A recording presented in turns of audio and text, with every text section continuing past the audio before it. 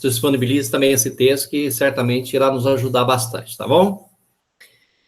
Então, eu peço às pessoas que possam se preparando para fazer as suas colocações, perguntas, comentários, destaques que julgar necessário.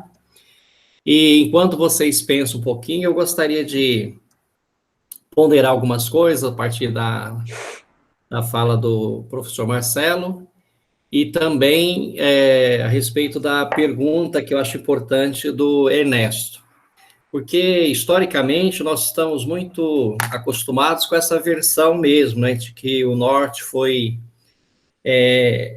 povoado, colonizado pelos protestantes e nós, América do Sul, pela tradição católica, e que isso, de alguma forma, explicaria um pouco a questão de uma região ou outra. Mas, de qualquer forma, eu acho que essa é uma explicação histórica que nós ouvimos desde sempre, mas o Ernesto tem razão, talvez a gente precise aprofundar um pouco mais, problematizar um pouco mais essas questões, embora seja verdade que esse fator religioso ele tem uma preponderância na nossa cultura, e essa visão cristã católica que tem essa visão da riqueza como algo não muito bem visto, e a tradição protestante como a ideia de prosperidade, então talvez a gente precise trabalhar um pouco mais isso. E nesse sentido, o Weber é o grande livro que nos ajuda a entender muito bem esta posição. Mas eu vejo que quando o Ernesto traz que nós fomos aqui na América do Sul colonizados pela Espanha e Portugal, e o Ernesto lembrou bem que Espanha e Portugal, embora países europeus, mas também era um país, de certa forma, dependente das grandes potências europeias da época, nomeadamente a Inglaterra. Então, por esta lógica, nós somos dependentes de países que eram dependentes. Então, isso cria uma escala de dependência que nós vamos estar no último degrau. E talvez aí, nesse sentido, em que pese o fator religioso ser um papel preponderante, mas, de um outro lado, um outro papel que é importante é o papel econômico, e nesse sentido eu considero que o Eduardo Galeano, As Veias Abertas da América Latina, por esse viés da economia, talvez nos ajude a compreender também um pouco da nossa realidade de América do Sul. Então, esse é um comentário só para dizer que não tem uma resposta, mas o Ernesto coloca uma questão que é importante a gente retomar e, de alguma forma, buscar elementos para que a gente tenha uma compreensão melhor desse processo. O Marcelo disse que tem vontade de criar uma disciplina aqui na UFLA, Pensamento Político Brasileiro. E eu tenho acalentado também, Marcelo, há muito tempo, o sonho de criar uma disciplina sobre pensamento cultural latino-americano. Eu acho que a gente podia continuar dialogando e, quem sabe, a gente materializa em algum momento na UFLA essas duas disciplinas, que eu penso que ajudaria muito a entender a nossa realidade aqui com mais propriedade, né? Vamos pensar sobre isso. Eu fiquei instigado mais ainda em pensar em propor essa disciplina aqui também na nossa universidade. Agora, sobre os autores que nós estamos estudando nesse curso, hoje a gente viu aí, na minha leitura, um breve comentário aqui da minha percepção ao longo daquilo que fomos vendo,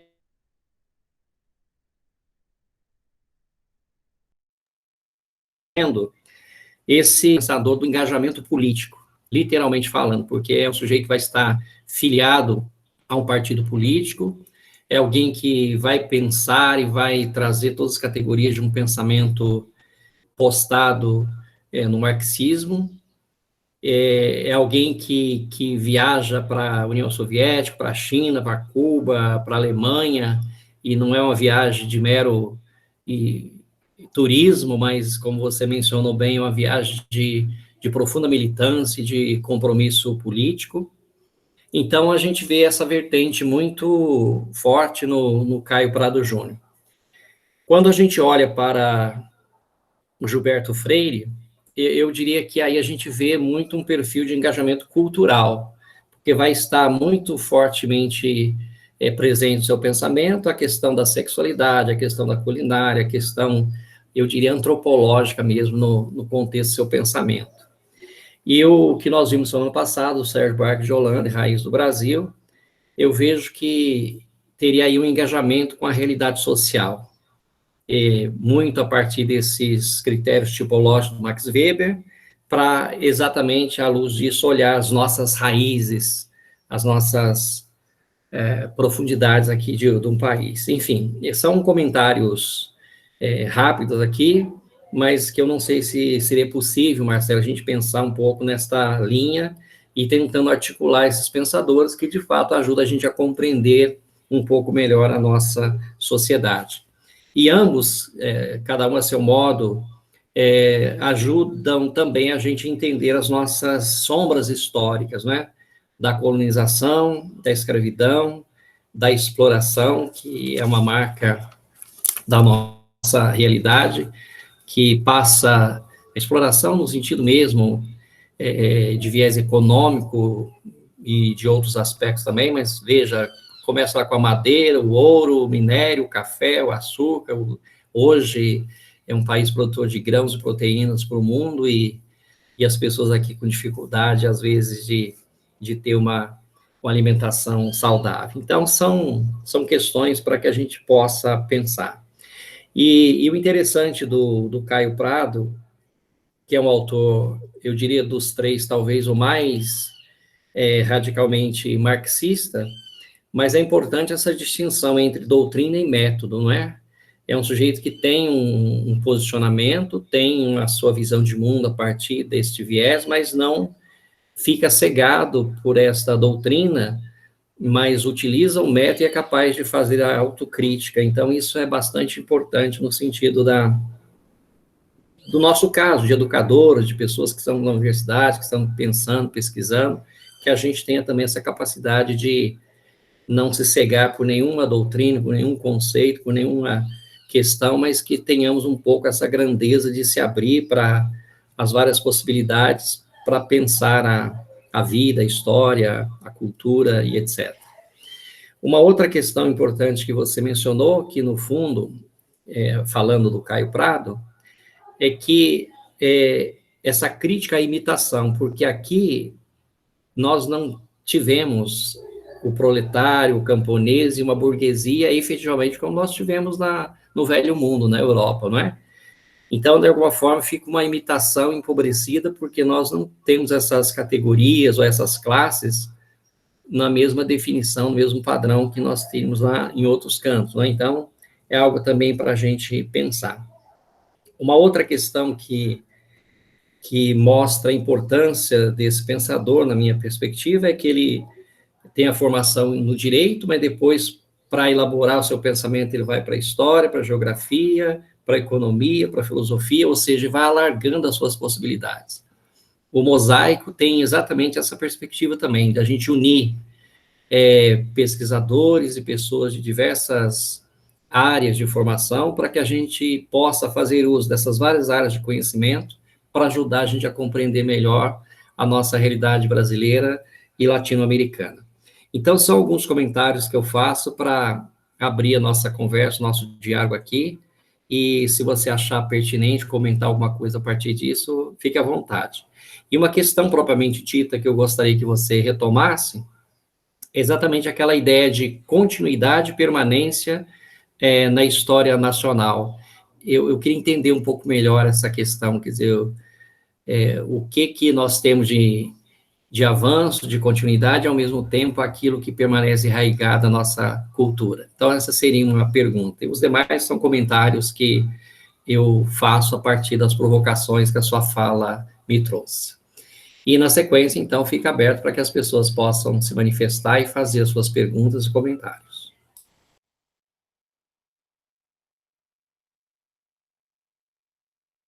Aqui agora primeiro ou espero os comentários de todo mundo, Vanderlei? Você mandar aí. Pode ir comentando aqui, vamos ver, e aí a gente vai vendo que as pessoas Tá. possam se manifestar, Dá tá? tempo, dá tempo para eles se manifestarem. Então, enfim, acho que várias coisas que você mencionou, acho muito interessante, né? Volto, inclusive, lá ao comentário e à questão do Ernesto, né? Só queria destacar propriamente, exatamente que, sobre a perspectiva do Sérgio Buarque, é menos a questão propriamente da religião em si, e mais uma questão cultural na qual se insere a religião, né? Que tem a ver com aquele ethos aventureiro, né? Versus o ethos do trabalho, né? Então, a religião entra como uma dimensão que compõe essa cultura, no caso, né? A religião católica compõe a dimensão cultural dos aventureiros, que seriam esses povos que para aqui vieram, né? E trouxeram valores, crenças, costumes, hábitos, né? Essa dimensão cultural que o Sérgio Buarque está mobilizando para explicar um pouco uma raiz, né? Também acho que, enfim, não convence totalmente, mas acho, por outro lado, extremamente instigante e interessante de pensar, né? E acho que a discussão que o professor Vanderlei propõe, né? Pensar a questão econômica a partir de autores não brasileiros, latino-americanos, como Eduardo Galeano, né? Acho extremamente interessante, Vanderlei, e estou já desde agora disposto, enfim, para que a gente, né, faça uma discussão nos próximos dias para a gente pensar. Eu já tive muito mais interesse do que eu estava pensando há pouco tempo na discussão latino-americana, né? Enfim, foi uma área que eu pesquisei um pouquinho sobre o pensamento político argentino, e é muito interessante, porque quando a gente sai, eu sempre fui dessa área do pensamento político brasileiro, mas na pouca experiência que eu tive, no caso, do pensamento político argentino do século XIX, eu estudei dois autores, que são autores, por assim dizer, também fundacionais da Argentina, o Juan Batista Alberdi e o Domingo Sarmiento, né? Inclusive um deles foi presidente da República da Argentina. É interessante quando a gente sai do Brasil, a gente vê o tanto de coisa parecida que tem também com o Brasil, né? Porque se a gente fica estudando só os brasileiros, só os pensadores políticos brasileiros, a gente vai achando que, de fato, tudo é uma jabuticaba, né? Tudo é uma coisa muito específica e singular do nosso país, e nenhum outro país passou por processos históricos similares, quando isso não é verdade, né? Enfim, se a gente estudar pensadores cubanos como José Martí, o peruano Mariátegui, ou esses pensadores argentinos, né? A gente vai ver que vários dilemas que os pensadores brasileiros enfrentaram, esses pensadores também enfrentaram, ainda que com as suas particularidades, né? Então, eu acho muito interessante uma proposta de pensar uma disciplina, ou mesmo, às vezes, um curso, né? Nesses moldes que a gente fez aqui agora, em que a gente tente discutir autores brasileiros e autores latino-americanos. Eu sou alguém bastante convicto, pelo menos do ponto de vista da paixão, ainda não do ponto de vista da razão, porque eu não me dediquei a estudar sistematicamente o pensamento político latino-americano, né? Mas eu sou convicto, né, de que a gente precisa saber mais sobre a história da América Latina, saber mais sobre a cultura latino-americana. Acho que é uma deficiência gravíssima, né, nos brasileiros de um modo geral e nos cursos universitários a esse respeito. Eu falar da minha disciplina, sei lá, que eu mais leciono na graduação, né, não há nenhum autor brasileiro, nenhum autor latino-americano, são todos franceses, alemães, ingleses, né, enfim, e a gente lê pouco esses autores, discute pouco esses autores, o que faz com que às vezes a gente tenda a cair naquele problema que você destacou da discussão sobre o Caio Prado Júnior, que é uma discussão que é um ponto comum a esses autores, que é essa questão da imitação, né? Essa questão de como que nós somos reféns a essas modas intelectuais, né? Então, todo mundo agora estuda Habermas, então eu vou utilizar aqui os conceitos do Habermas para entender a sociedade brasileira, a crise política brasileira, mas, enfim, é uma certa desconexão com a realidade, né? E que faz com que a gente fique um pouco refém, susceptível a esses modismos, né? A essas ondas que passam, autores que são muito lidos em determinado momento, depois deixam de sê-lo, né? E a gente acaba não lendo propriamente, não lendo os autores nacionais, né? E não partindo dos próprios fatos. Eu estava ouvindo uma entrevista do Lincoln Seco, que é um autor um historiador de São Paulo, que tem livros publicados sobre o Caio Prado Júnior, sobre a obra dele, sobre a esquerda no Brasil, sobre o PT, um cara muito interessante. E ele estava contando uma história que o Carlos Nelson Coutinho, né, que é um marxista histórico no Brasil, já falecido, mais novo que o Caio Prado, logo depois, acho que da defesa da tese de doutorado dele, ele mandou um livro que ele publicou, Carlos Nelson, para o Caio Prado, já um velho, enfim, um cara distante da vida intelectual, etc, etc. Eu não me lembro mais qual era o objeto, mas, enfim, o Carlos Nelson estudava ali, não sei se eram sindicatos, alguma coisa assim. E a resposta que o Caio Prado Júnior deu para o Carlos Nelson Coutinho foi o seguinte: olha, você discute nos 2 primeiros capítulos do seu livro, basicamente teorias da revolução, teorias da formação da classe trabalhadora, e só no terceiro, no último capítulo, que você vai falar propriamente dos trabalhadores que você teve contato, que você foi entrevistar, etc, etc. Isso é bastante sintomático dessa distância dos fatos, né, e de como que nós nos apegamos, às vezes, de modo a priorístico, exatamente a teorias, a ideias, né, que muitas vezes não tem conexão real, não tem conexão precisa e adequada à realidade brasileira. O Caio Prado Júnior propôs exatamente o contrário. Primeiro eu parto dos fatos, eu analiso e observo os fatos. E aí eu vou ver se esse instrumental teórico proposto pelo Marx ou por fulano de tal faz ou não faz sentido. Né? Um pouco assim. Isso acho que é pelo menos um elemento para nos... para que a gente possa se policiar, ter um uso mais crítico também dessas teorias. Né? Agora, outra dimensão que você mencionou, que eu acho muito importante, que é essa discussão do intelectual militante, né? Enfim, isso é uma questão que eu acho muito interessante, uma perspectiva, uma concepção sobre o que é ser intelectual, né? Que é uma discussão fundamental também de se fazer na universidade hoje, né? Até essa coisa que você propôs de fazer uma disciplina junta, né? Isso é raro.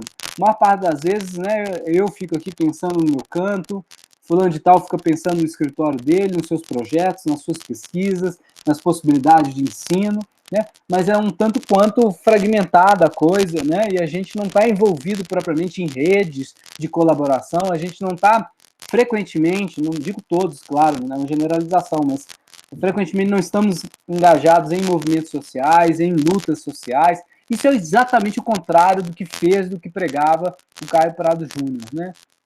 Ele que nunca conseguiu chegar a ser um professor universitário, porque foi rejeitado todas as vezes por ser comunista, basicamente, né?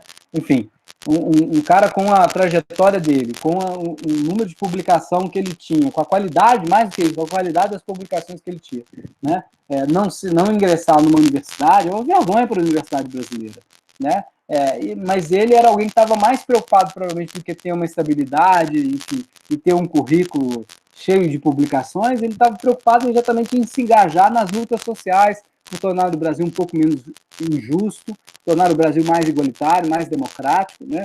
Então, assim, é uma perspectiva muito interessante que reaparece em outros intelectuais, não só brasileiros, como também latino-americanos, né?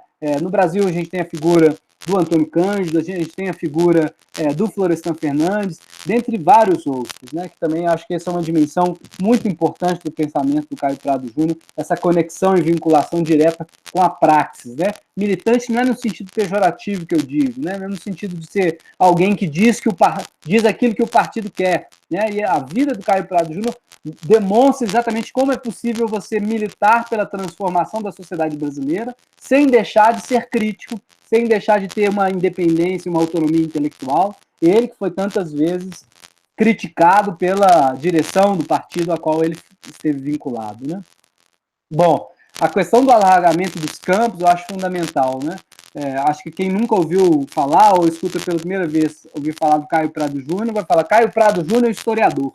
Né? Tem inclusive um texto do Fernando Novaes muito bom que fala isso, né? O Caio Prado Júnior como o historiador brasileiro do século XX. Pô, ele não é formado em história, né? Ele nunca fez um treinamento regular, sistemático em história. Se ele fosse fazer concurso hoje para uma vaga numa universidade para uma cadeira de história, ele não poderia fazer, porque ele não teria os requisitos formais. Né? É alguém que se formou em direito, mas que exatamente tem uma concepção de ciência e trabalho intelectual que não para nas fronteiras dos saberes. Né? Então, assim, pouco me importa se isso é economia, se é filosofia, se é geografia, se é história, né? Eu quero entender o Brasil, então eu vou mobilizar todas as ferramentas, todas as teorias, todos os métodos, todos os dados que eu puder encontrar e tiver à disposição, né? Então, essa concepção que você disse, né, que é a concepção que embasa esse projeto de vocês, o projeto do Mosaico, é uma concepção, eu acho que é absolutamente fundamental e particularmente fundamental nesse tempo que nós vivemos de hiperespecialização, né?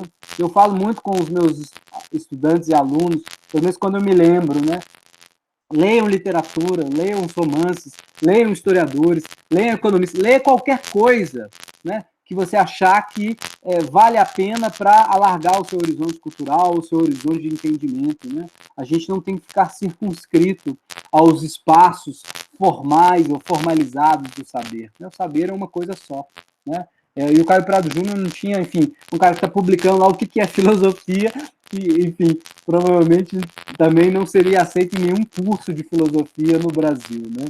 Bom, e aí chegando à sua questão, né, das continuidades das permanências, o que eu quis dizer com isso, né, destacar nisso? É que o Caio Prado Júnior, portanto, está escrevendo um livro nos anos 40, final dos anos 40, publica em 42, né, e ele está exatamente pensando que esse é um momento de transição, aquilo que eu disse, ou seja, o Brasil antigo, o Brasil que nós estávamos acostumados, o Brasil que se forma ao longo desse tempo de longa duração, de 3 séculos, Brasil colônia até início do Brasil império, né? Ele é uma coisa, né? O Brasil agrário, é o Brasil escravagista, é o Brasil da família patriarcal, né? Enfim, é um Brasil que não conhece cidades, que não conhece indústria, etc. Isso já não é mais a realidade em 1940, certo que não, né? Uma primeira quebra disso aí se dá com a vinda da família real para cá, né? Que trouxe a coroa para os trópicos. Eu acho que é o único caso em que a metrópole é transplantada para o território da sua colônia, né? A história do Brasil é bastante estranha também nesse sentido, né? Além disso, tem um processo de independência, né? E o processo de abolição, que faz com que essa sociedade do passado vá sendo gradativamente eliminada. Mas o que ele está chamando de sentido da colonização, né? Que é essa categoria que permite a ele dar inteligibilidade, lançar luz sobre o passado, essa categoria mostra que alguns elementos do passado não foram superados, né? Então, nos anos 40, nós estamos passando por um processo, por exemplo, que pela primeira vez na história do Brasil, mais do que 5% dos eleitores, mais do que 5% da população tem direitos políticos. É a primeira vez na história. O Brasil tem eleição desde o Império, mas votavam sempre menos de 5%. 2%, 1%. A proclamação da República não alterou isso, porque instaurou ali a proibição do voto dos analfabetos. E como mais de 80% da população no final do século XIX era de analfabeto, ninguém votava. Então, ali, nos idos dos anos 40, o Brasil está se transformando do ponto de vista de constituir algo próximo do que seria uma democracia de massas. Por outro lado, o Brasil está se tornando também majoritariamente urbano. Muita gente está saindo do campo e indo para as cidades. Então, São Paulo, né? Rio de Janeiro, a capital, depois Brasília, a construção de Brasília, todo esse processo em que a modernidade, em que o novo parece que veio para ficar, né? Então, o Brasil está se tornando, a partir dos anos 40, majoritariamente urbano e não mais rural, né? Formado de trabalhadores livres. Enfim, há um conjunto de transformações estruturais. Mas, a despeito dessas transformações, ou ao lado, melhor dizendo, dessas transformações, o que o Caio Prado Júnior está querendo mostrar é que há continuidades, que há elementos de permanência do passado no presente, que as pessoas não estão percebendo, né? Então, sei lá, nos anos 50, nos anos 60, o Brasil é novo. O Brasil é um país novo, industrializado, é um país urbano, é um país que tem uma capital planejada, uma capital maravilhosa, é um país que tem indústria automobilística, é um país da bossa nova. Bom, mas e que coisas... Por que o Brasil, apesar de tantas transformações, ainda não conseguiu se desenvolver plenamente? Por que o Brasil tem uma maioria, a maioria da população na marginalidade social? Né? Por que a maioria da população ainda não tem acesso aos direitos da cidadania básicos? Né? Por que não tem acesso às políticas públicas? Bom, para explicar isso, o Caio Prado Júnior está falando, não tem outro jeito se não a gente entender de onde a gente vem. Né? Aquilo que eu falei, a discussão ou esses ensaios de formação são sempre textos que se perguntam de onde viemos, o que somos e para onde vamos. Então, todo mundo nos anos 30, nos anos 40, está anunciando para onde vamos e falando que vamos ser o país do futuro, finalmente vamos agora ser um país moderno, um país novo, um país desenvolvido. E o Caio Prado Júnior está falando, não enquanto não superarmos os que vêm do nosso passado colonial e que ainda nos formam. E aí eu poderia dar alguns exemplos mais concretos, Vanderlei, para evidenciar esse argumento da continuidade. O Brasil continuava sendo majoritariamente um país de exportação de produtos primários. Teve um processo de industrialização forte nos anos 30 aos anos 50, mas, diria o Caio Prado Júnior, isso não foi suficiente para alterar a balança comercial brasileira. Então, no frigir dos ovos, o que dá grana no Brasil, o que produz dinheiro para a economia nacional, é a exportação de soja, é a exportação de minério, e, tragicamente, a gente poderia falar hoje, em 2021. Isso está uma verdade ainda maior. Né? O chamado agrobusiness, ou, de um modo geral, as commodities, né? A exportação de commodities, soja, minério, etc., né? É a maior parte da economia nacional. É o grosso, o grosso da riqueza produzida pelo Brasil. Né? A maior parte da riqueza produzida vem da exportação desses produtos primários. Isso é a mesma coisa, ainda que em proporções diferentes, ainda que com uma morfologia social diferente, é a mesma coisa desde a colônia. Nós nascemos para produzir bens primários para o mercado externo. Ora, quais são os problemas disso? Né? Poderíamos apontar dois aqui, eu já falei. Um primeiro é a descoordenação, a falta de coordenação entre as atividades orgânicas, que seriam essas atividades que envolvem maior volume de recursos, essas atividades principais que organizam a sociedade, a produção do açúcar, a produção do café, ou a produção de soja, ou a produção de carne bovina hoje, e as demais atividades, né, que são atividades que ocorrem à margem, que não tem qualquer organização, que não tem qualquer planejamento, que ocorrem porque os indivíduos precisam se alimentar. Então, assim, pense isso, né? Vamos fazer esse exercício. O Brasil é chamado mundialmente de celeiro do mundo, dada a capacidade que nós temos de produzir bens agrícolas, alimentos. Como que um país que é o celeiro do mundo é um país também em que não se erradicou a fome? Como é que você explica isso? O Caio Prado Júnior tem uma tese para explicar isso. É o sentido da colonização. As atividades de produção de bens primários não são organizadas em função das demandas da sociedade brasileira. Não é o que a maior parte da população brasileira quer, não é a produção de soja, não é a produção de carne bovina ou de café para exportação.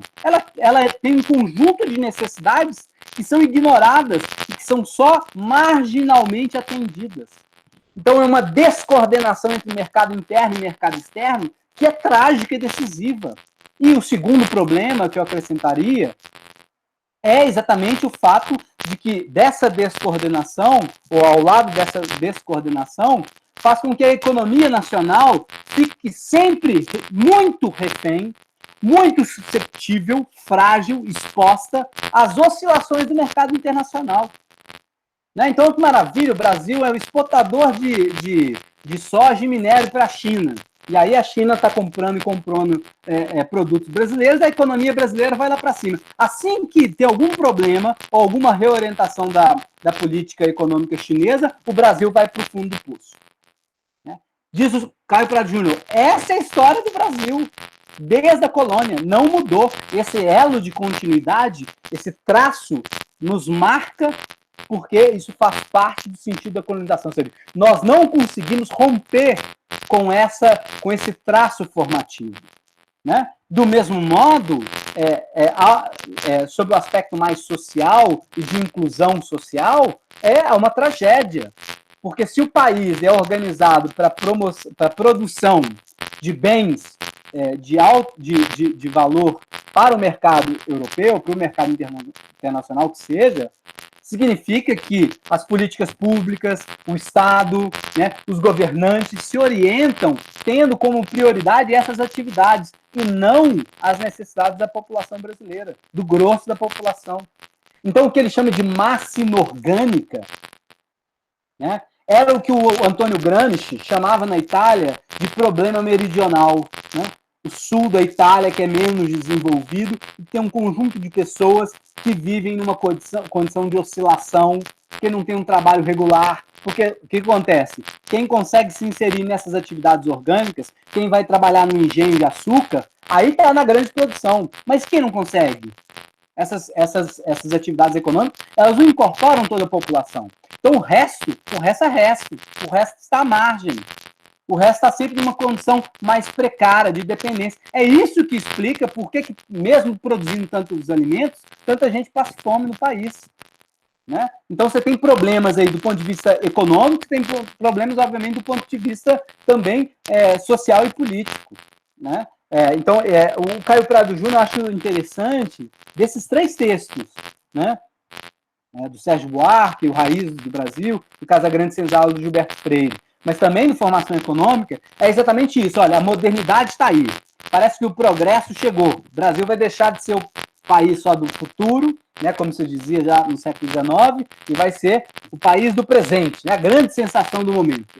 Bom, essa é a expectativa que se tem nos anos 30, nos anos 40 e nos anos 50 também. O que esses autores estão falando isso pode ser até verdade, mas para que isso seja verdade, é preciso enfrentar os entraves estruturais da formação social brasileira. Segundo Caio Prado Júnior, as relações de dependência, ou se a gente quiser, as relações imperialistas entre nações estrangeiras e o Brasil, né? Uma elite, uma burguesia nacional muito incipiente, né? Que não quer mudar estruturalmente a situação social, porque ela é beneficiada, ou razoavelmente beneficiada, por essas relações imperialistas, né? Então, ela se satisfaz com isso. Então, você não tem uma burguesia que quer fazer a revolução, como fez na França, ou na Inglaterra, ou nos Estados Unidos, né?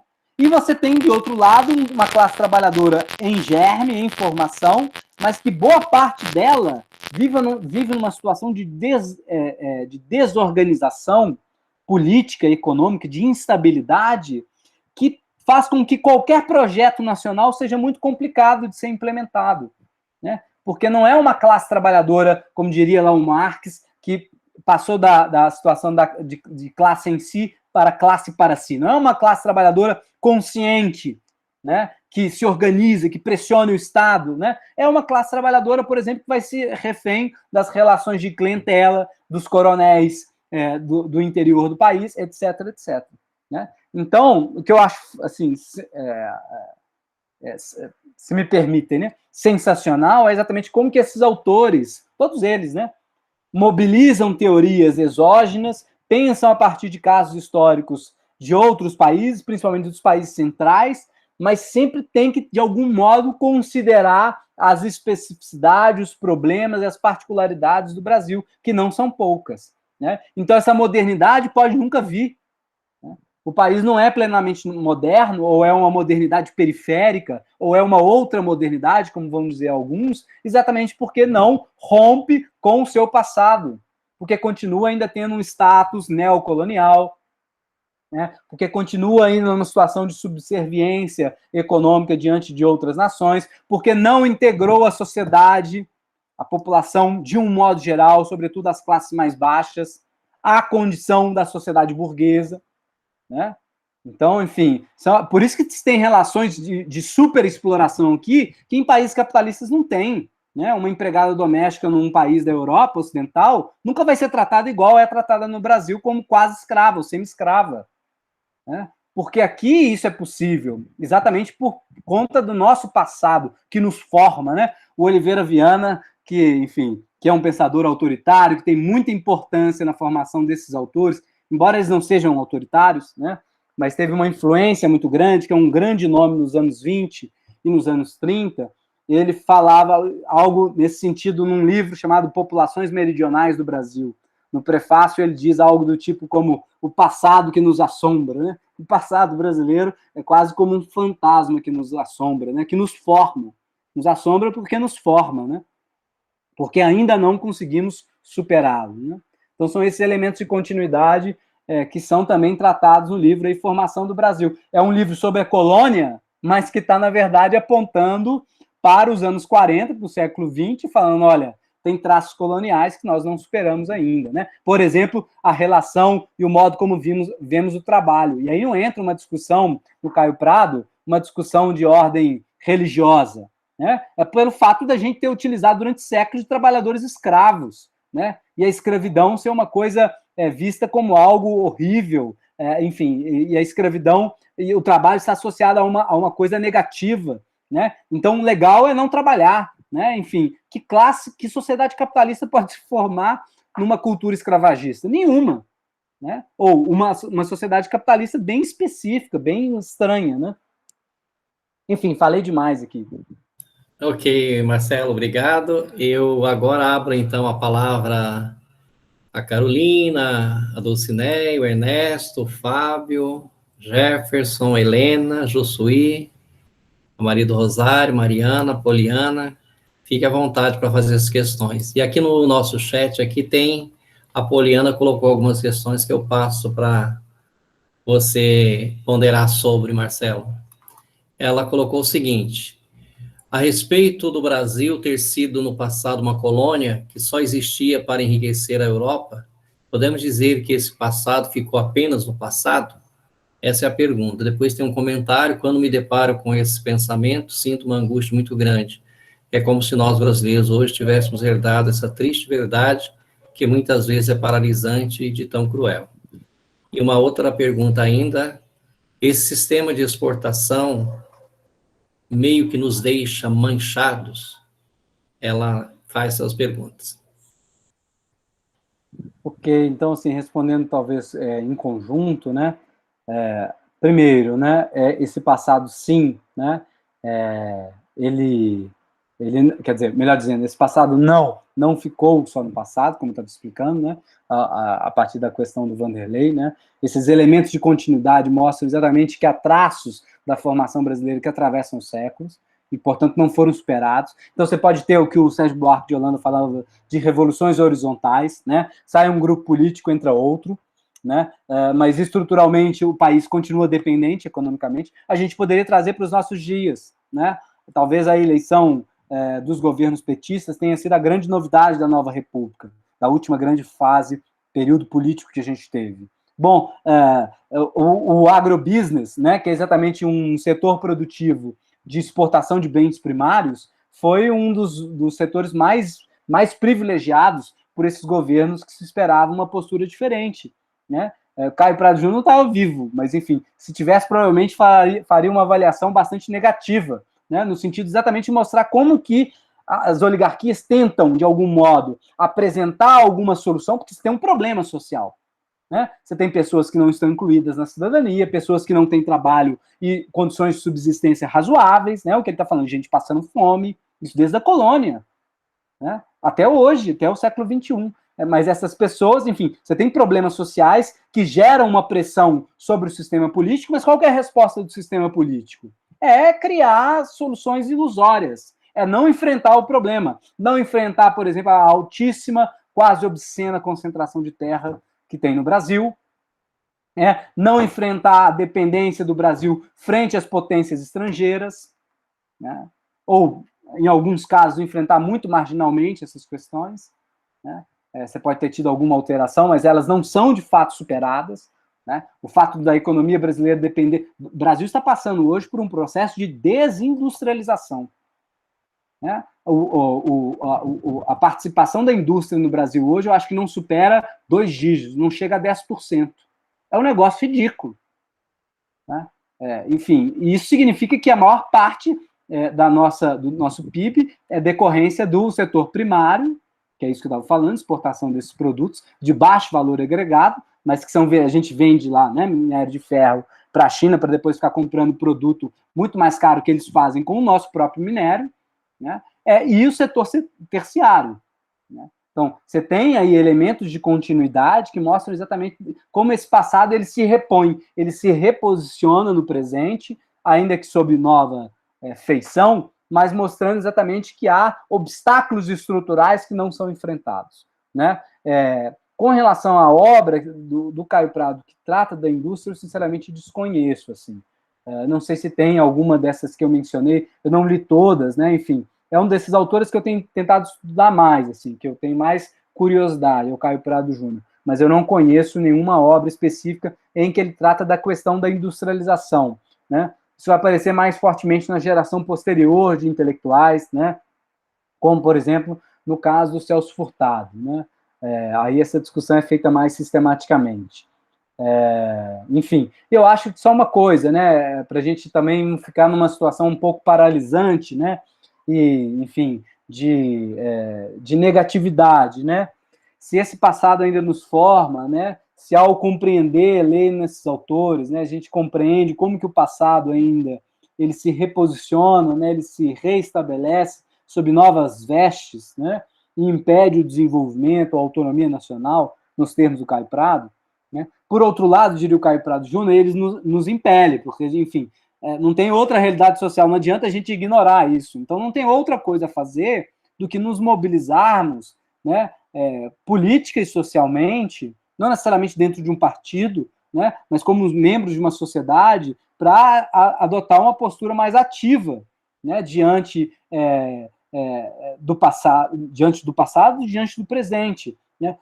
Nos textos do Caio Prado Júnior, como eu disse, né, o povo, as classes populares, né, os diversos grupos subalternos, marginalizados, eles se mobilizam, eles são levados a agir, mesmo que às vezes de modo um pouco caótico, como ele analisa lá nas revoltas da regência, né, mas ele se mobiliza, ele pressiona o Estado, né, ele se manifesta politicamente. Então, e ele se manifesta exatamente contra esses traços estruturais do passado, ou seja, é um passado que ao mesmo tempo nos angustia, porque ele sempre se reposiciona no presente, mas por outro lado ele nos impele, né, ele nos impulsiona, nos instiga a transformar a realidade social. Então, sobre esse aspecto, eu acho que assim, talvez nós deveríamos adotar uma postura mais caio-pradiana do que Gilberto Freireana, né?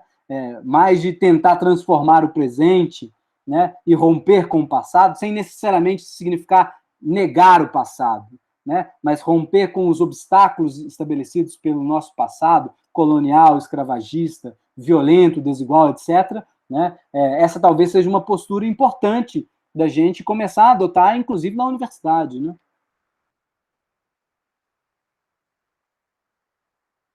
Certíssimo, Marcelo. Eu aqui tenho mais um comentário, Josuí, que sim, te agradeço por compartilho de seus estudos, ficaria ouvindo horas, se possível, sobre o novo tem é muito forte aqui na minha cidade. Esse é o comentário, o agradecimento aí da Josuí. E Carol Martins diz o seguinte, referindo-se ao Freire.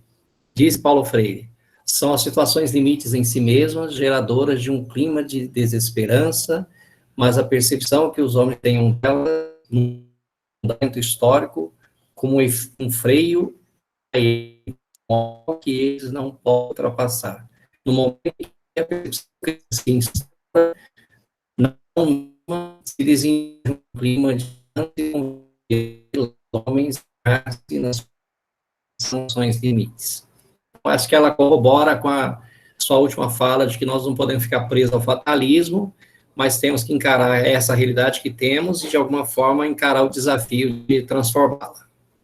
Ótima expressão, inclusive, lembrar, né? Não tem nada de fatalista nesses diagnósticos, né? Em todos eles, né? Eu acho que é muito interessante esses autores, Vanderlei, porque na medida em que eles falam, olha, isso não é biológico, né? O Gilberto Freire falando, isso não é determinado pela raça, nós não somos um povo necessariamente de infelizes, um povo de degradados porque fomos miscigenados, né? Ou o Caio Prado Júnior falando, olha, é assim, mas é assim porque tem um processo histórico que nos formou, né? O sentido da colonização, eles estão exatamente acentuando, cada um a seu modo, né? mas acentuando a possibilidade de mudança. Então não tem fatalismo. Eu sei que é um pouco ruim, né? Assim, não é provavelmente agradável, né?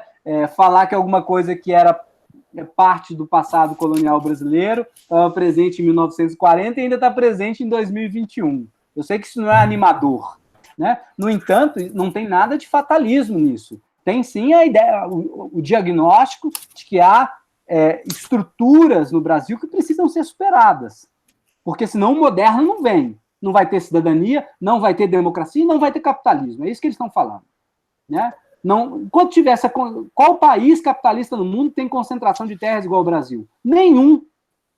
Qual país no mundo em que o trabalhador é tratado como escravo, como é no Brasil? A gente viu um caso recente aqui no interior de Minas, uma mulher que viveu não sei quantos anos no cárcere. Nenhum. Né? Nenhum país tem isso, ou só países talvez da África, países muito mais pobres do que o Brasil. Né? O Brasil combina essas duas coisas assim estranhas, né?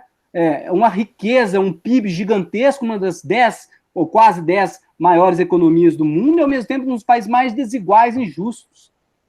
Então, há esses elementos estruturais, mas esses elementos estruturais foram formados historicamente, o que significa que depende de nós, depende da ação política, da capacidade das pessoas se mobilizar contra eles. Né? E eu acho que tem mobilizado. Né? Não é também quando a gente estuda a história e a formação do Brasil, não é uma impressão de total imobilismo, não é. Né?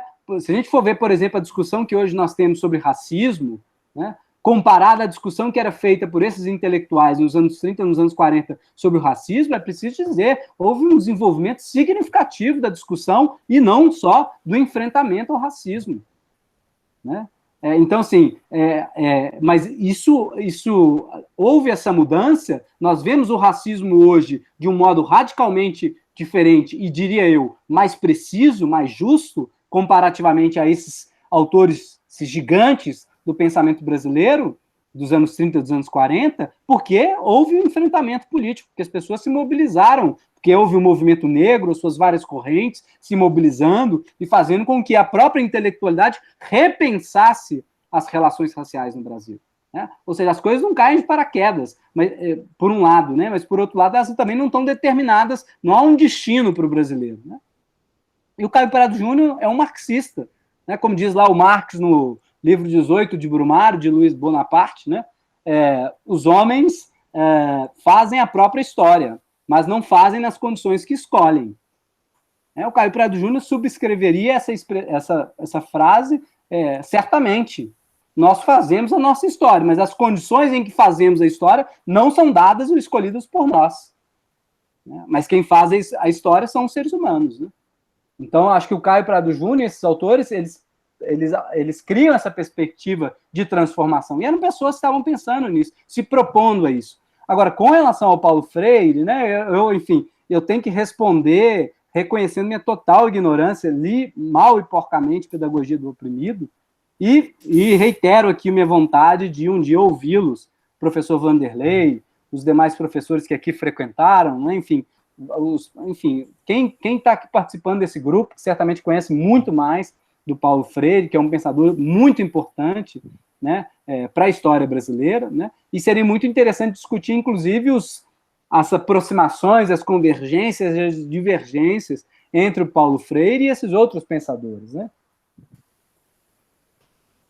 Ótimo, Marcelo. Sim, vamos sim pensar uma hora para a gente discutir sobre Paulo Freire, que a gente está, no momento, estudando as suas obras, escrevendo algo a propósito do centenário do Freire, então a gente pode depois estar trocando essas experiências, essas leituras. Maravilha. E a Du Ferraz coloca aqui, as marcas na economia voltadas para fora continuam até hoje. Revisitar os clássicos possibilitou entendermos o presente para construirmos um futuro diferente em que seja mais igualitário. Gratidão, professor Marcelo. O Ernesto dá um alento aqui à Poliana, dizendo que não precisa ficar angustiada, o Brasil de hoje não é mesmo que 50 anos atrás. Certamente que não. A partir do que temos hoje, temos que fazer nosso futuro. A Maria do Rosário também agradece os ensinamentos. Enfim, todo mundo está muito grato aqui pelo curso e pelo aprendizado que nós tivemos esse percurso que fizemos contigo aqui sobre os clássicos do pensamento brasileiro. Queria deixar ainda mais um tempinho, se alguém tiver mais algum comentário, alguma pergunta, podemos fazer, senão a gente vai tirar uma foto bonita para guardar nos arquivos aqui da nossa memória, e aí a gente vai para os comentários finais. Mais alguma pergunta? Quem quiser pode... Josuí?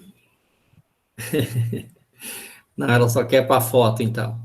Então, antes da foto propriamente dita, eu queria, em nome do Grupo Mosaico, professor Marcelo, mais uma vez aqui reiterar a nossa gratidão pela sua generosidade em aceitar o nosso convite, dizer o quanto esse curso foi bacana para todos nós. O comentário das pessoas é sempre muito generoso, da aprendizagem que tivemos, da apropriação que você ajudou a gente a compreender. E eu vejo que, apesar de todas as circunstâncias que nós estamos vivendo, médico sanitário de um país, no mundo, eu vejo iniciativa como essa, que nós, nessas várias semanas seguidas, às quintas-feiras, aqui estudando, eu acho que é uma forma de se apropriar, de resistir, de ter conhecimento, para que a gente possa ter as condições adequadas para superar essas relações de dependência, que é uma marca que vem desde a colônia, para que a gente, de alguma forma, possa mobilizar as pessoas para que supere essa aliança com o Império e que a gente possa olhar para o nosso próprio país, e, de alguma forma, dentro do possível, que a gente possa oferecer elementos para que uma classe trabalhadora se organize melhor, como você foi falando, e que a gente, de alguma forma, consiga romper com esse passado e integrar a sociedade num caminho mais promissor, porque nós temos aqui território, fertilidade, água, um povo bom, uma condição bacana, um país continental. O que nos falta realmente talvez seja exatamente esse aprofundamento na cultura, para que a gente tenha conhecimento, tendo sensibilidade, a gente possa fazer um novo arranjo no país. E para isso é necessário que a gente faça, como você disse, um diagnóstico, analisando o nosso percurso, analisando a nossa história, nossas raízes, e, ao mesmo tempo, que a gente tenha a ousadia de fazer algumas proposições no sentido de apontar para um caminho que seja diferente do nosso país. Então, nossa palavra é de muita gratidão por todo esse ensinamento, e eu repito aqui, nós terminamos como iniciamos hoje, falando que fica sempre um gostinho de quero mais, que a gente possa fazer algumas trocas de ideias, de experiências, de cursos, e que esse diálogo possa resultar em boas coisas no sentido da nossa trajetória aqui acadêmica e como cidadãos da nossa sociedade brasileira. Então, as palavras, em nome de todos do grupo, é de agradecimento por sua gentileza de estar conosco ao longo desse processo. E se a gente tivesse em tempos presenciais, Marcelo, agora a gente ia fazer uma confraternização boa, porque a Dulcinea tinha providenciado umas quitandas boas, a Rô fez um café bacana, a Josuí tinha preparado uns docinhos bacanas, o Jeff tinha trazido um queijo de cruzilha, o Ernesto até um pisco chileno para a gente brindar no fim da confraternização, mas como estamos distantes, nada disso é possível. Então, eu gostaria de dizer que nós, como um gesto de gratidão, de afeto, de carinho, queremos presenteá-lo com um livro que nós escrevemos aqui no grupo, com a participação de muitas pessoas, o livro intitulado Mosaico Cultural Latino-Americano, Educação, História, Filosofia e Espiritualidade, que tem nós do grupo, e tem também algumas pessoas que nós conhecemos, Argentina, que tem mexicano, que tem chileno, enfim, é esse grande mosaico cultural latino-americano que nós escrevemos no aniversário do nosso grupo. E agora nós estamos preparando para o próximo aniversário do grupo um mosaico freiriano, que é sobre o pensamento de Freire a propósito do centenário. Então, depois eu entro em contato com o seu e-mail para você passar o endereço, e poder receber esse nosso livro de presente como um gesto de carinho e gratidão pela sua generosidade de estar conosco. Tá certo, professor? Maravilha. E agora eu passo a palavra para você fazer as suas considerações finais, e aí peço que todos abram a câmera para a gente tirar uma foto bem bonita para encerrar em grande estilo esse nosso curso, que foi muito produtivo e exitoso. Maravilha, vou abrir minha câmera também aqui, que depois desse, enfim, esse grande finale, com ainda sendo agraciado com essa obra, acho muito bacana, Vanderlei. Novamente, enfim, eu que acho que tenho que agradecer, né, a oportunidade de ter esse contato com vocês, esses 4 encontros, deu um alento, meu mês de maio foi muito mais interessante do que seria sem os encontros com o Mosaico, né, vou reiterar aqui novamente a minha disposição para estabelecer parcerias, enfim, podem contar comigo, o Grupo Mosaico, para novas edições do curso, novos encontros, enfim, né? E o professor Vanderlei, em particular, queria dar os créditos aqui ao Vanderlei, que foi quem fez contato comigo. Eu ainda acho que sou muito refém dessa cultura do eu faço sozinho, isolado de todos, né? Estou tentando aprender. Eu acho que essa é uma das coisas que a gente tem que mudar na cultura acadêmica, é fazer mais as coisas juntas do que separadas, né? Do que em separado. Então, assim, te agradeço pessoalmente, Vanderlei, pelo convite, né? E acho que é isso mesmo, acho que, enfim, para além de outras formas de resistência, uma primeira forma de resistência que nós temos, enfim, entendo, né? Um campo progressista, comprometido com os valores da dignidade humana, comprometido com a democracia e suas práticas, é fazer encontros dessa natureza, encontros abertos, plurais, né?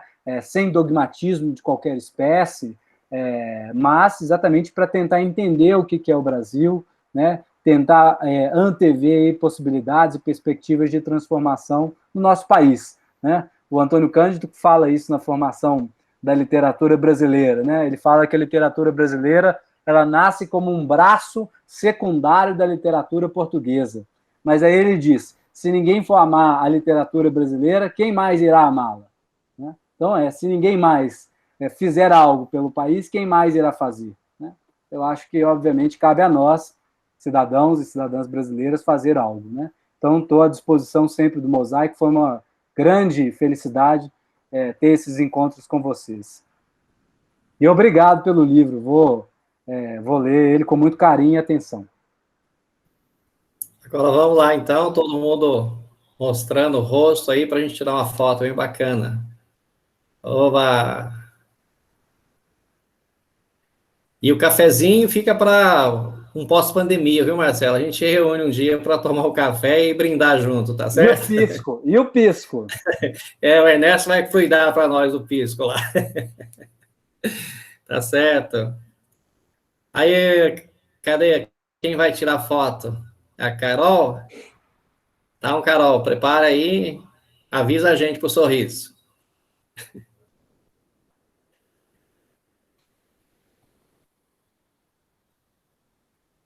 Ê, painel bonito esse aqui, olha.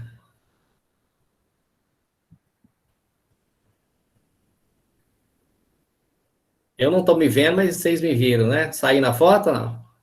Sim, saiu. Tá feito. Tá bom. Gente, então, um grande abraço. Semana que vem, feriado, a gente descansa e na semana seguinte a gente retoma, então, as nossas discussões. Grande abraço, então, bom fim de semana e até o próximo encontro. Tchau, tchau. Tchau.